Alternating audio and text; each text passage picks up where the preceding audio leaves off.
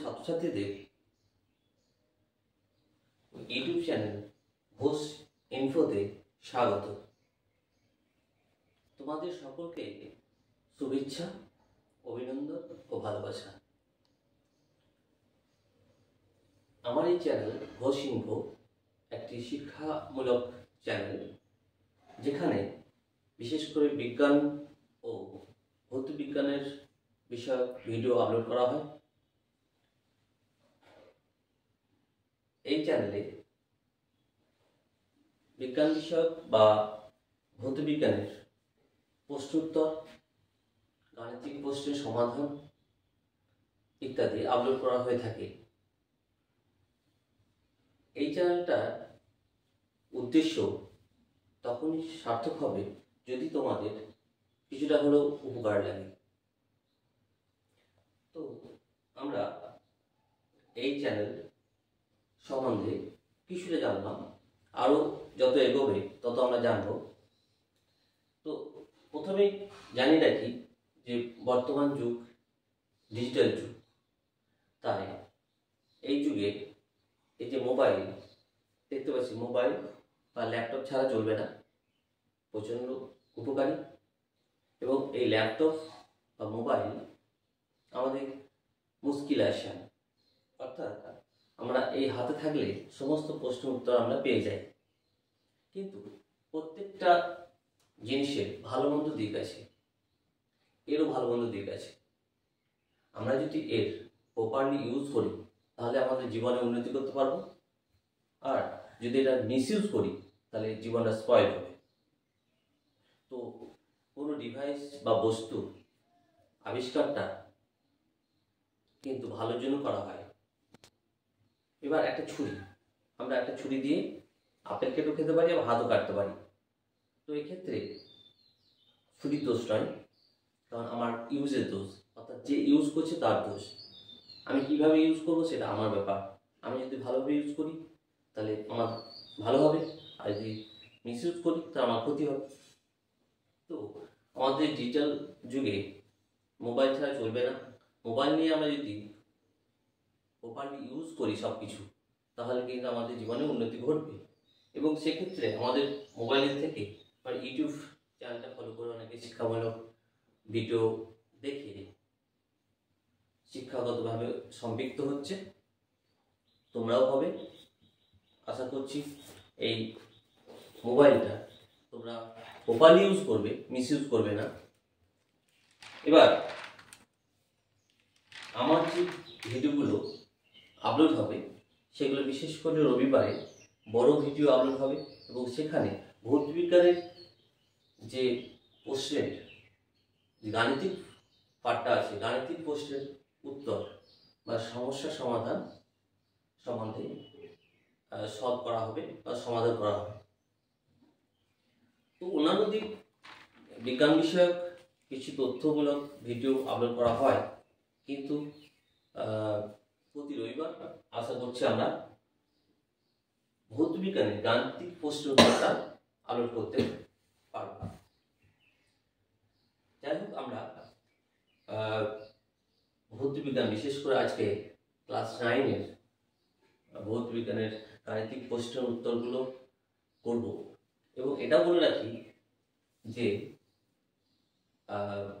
Class 9 এবং 10, class 9-10-এর যে ভৌত বিজ্ঞানের গাণিতিক প্রশ্ন আছে সেগুলোর উত্তর অধ্যায় ওয়াইজ ধাপে ধাপে আপলোড করব।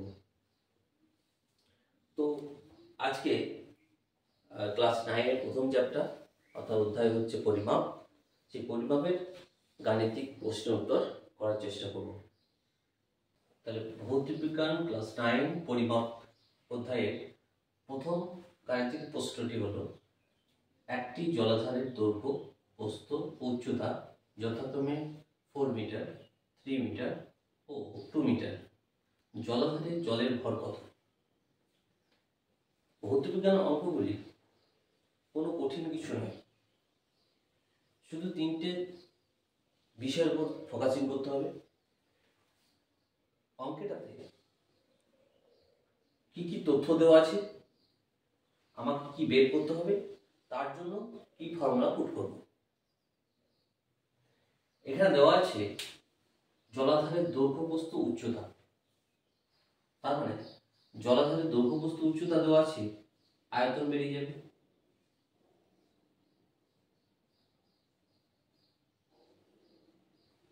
অর্থাৎ দৈর্ঘ্য প্রস্থ উচ্চতা জানলে আমাদের কি বলবে, আয়তনটা বেরিয়ে যাবে। আমাদের জলের ভর বের করতে গেলে যে ফর্মুলা লাগবে সেটা হচ্ছে কি, ভর m equal to V into D. অর্থাৎ ভর ইকুয়াল টু বস্তুর আয়তন ইন্টু বস্তুর ঘনত্ব। তাহলে এখানে দেখা যাচ্ছে যে আয়তন বেরিয়ে যাবে, কারণ দৈর্ঘ্য প্রস্থ উচ্চতা দেওয়া আছে। আর ডি অর্থাৎ ডেনসিটি, জলের ডেনসিটি আমাদের জানা আছে, সিজিএস পদ্ধতিতে 1 গ্রাম পার ঘন সেমি, আর এসআই পদ্ধতিতে 1000 কিলোগ্রাম পার মিটার কিউব। তাহলে জলাধারের যে জলের আয়তন ভি ইকুয়াল টু কি হবে, দৈর্ঘ্য কত আছে 4 মিটার, প্রস্থ 3 মিটার, উচ্চতা 2 মিটার, টোটাল হবে তো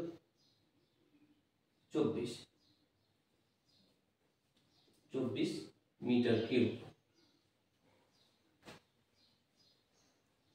তাহলে দেখতে পাচ্ছি 24 মিটার কিউব হলো জলের আয়তন। এটা কি আছে, এসআই পদ্ধতি আছে। অতএব ডেনসিটি, যেহেতু ডেনসিটি জানা আছে 1000 কেজি পার মিটার কিউব, অতএব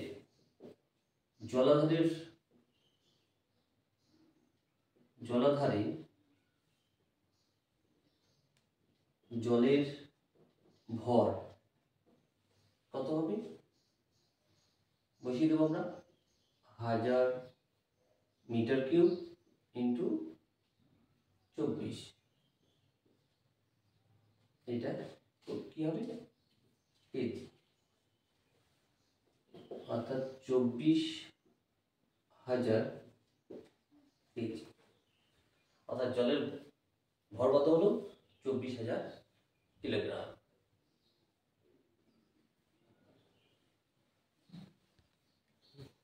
দ্বিতীয় গাণিতিক প্রশ্নটি হলো, একটি বস্তুর ভর 7.8 কিলোগ্রাম, আয়তন 1000 সেন্টিমিটার কিউব, বস্তুটির ঘনত্ব কত হবে।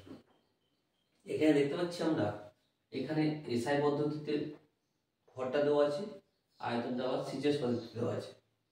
তাহলে আমরা যে কোনো একটা পদ্ধতিতে কনভার্ট করব।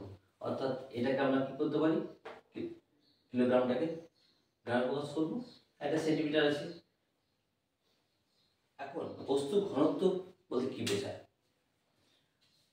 বস্তু ঘনত্ব সম্পর্কে যে গাণিতিক ফর্মুলাটা আছে সেটা কি, D equal to m by v. অর্থাৎ বস্তুর ভর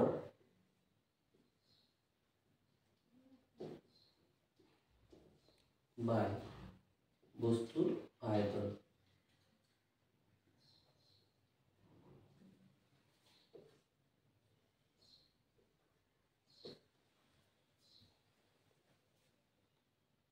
এখানে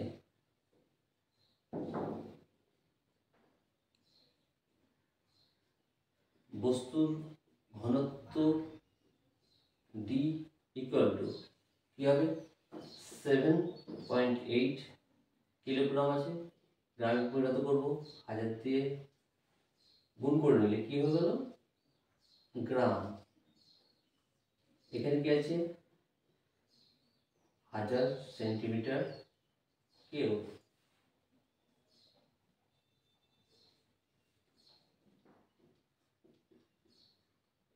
7.8 গ্রাম পার সেন্টিমিটার কিউব। অর্থাৎ এখানে বস্তু ঘনত্ব হয়ে গেল 7.8 গ্রাম পার সেন্টিমিটার কিউব।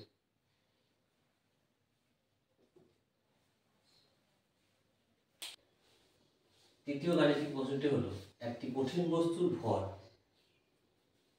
200 গ্রাম। বস্তুটিকে মাপনী চুঙে নিমজ্জিত করার পূর্বে ও পরে তরলের আয়তন যথাক্রমে 50 সেন্টিমিটার কিউব ও 70 সেন্টিমিটার কিউব হলে বস্তুর ঘনত্ব কত? এখানে যেহেতু ঘনত্ব আমাকে বের করতে হবে, তাই ঘনত্ব ফর্মুলা কি? D equal to m by v। এখানে m দেওয়া আছে 200 গ্রাম, v বের করতে হবে। এখানে বলা হচ্ছে মাপনী চুঙে কোন ওই বস্তুটাকে ডোবানোর আগে ও পরে আয়তন বলে দিয়েছে, অর্থাৎ মাপনী চুং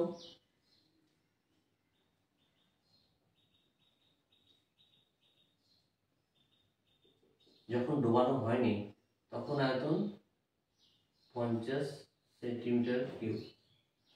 এবার ডোবানোর পর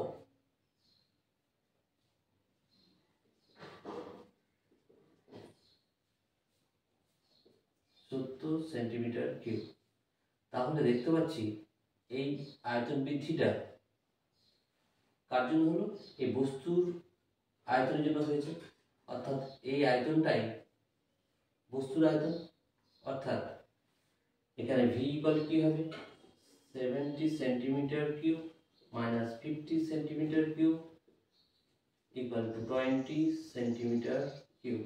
অর্থাৎ বস্তুটির আয়তন 20 সেন্টিমিটার কিউব। অতএব বস্তুর ঘনত্ব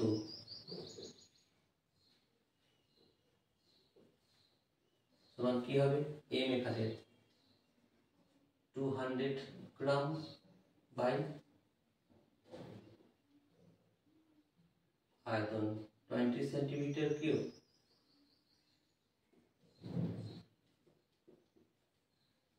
অর্থাৎ 10 গ্রাম পার সেন্টিমিটার কিউব। বস্তুর ঘনত্ব হলো 10 গ্রাম পার সেন্টিমিটার কিউব।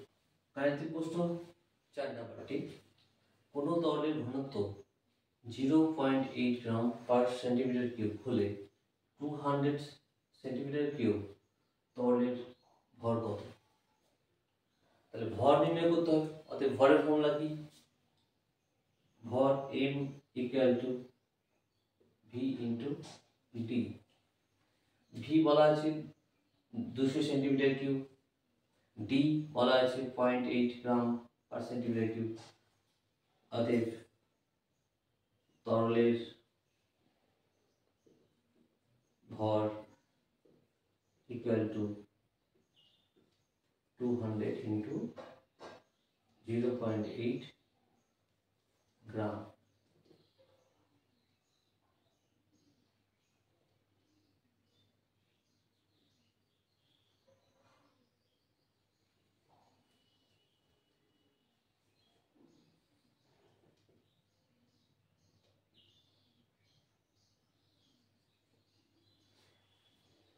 অর্থাৎ তরলের ভর হলো 160 গ্রাম।